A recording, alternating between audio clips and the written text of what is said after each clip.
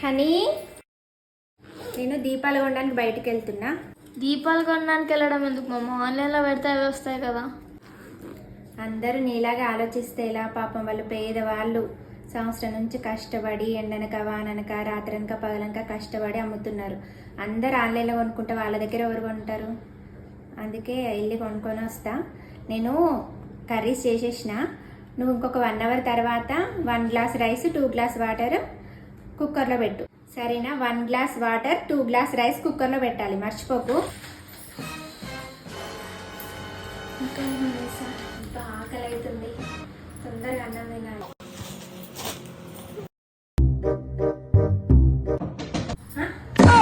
Honey, ఒకసారి రాస్తున్నా.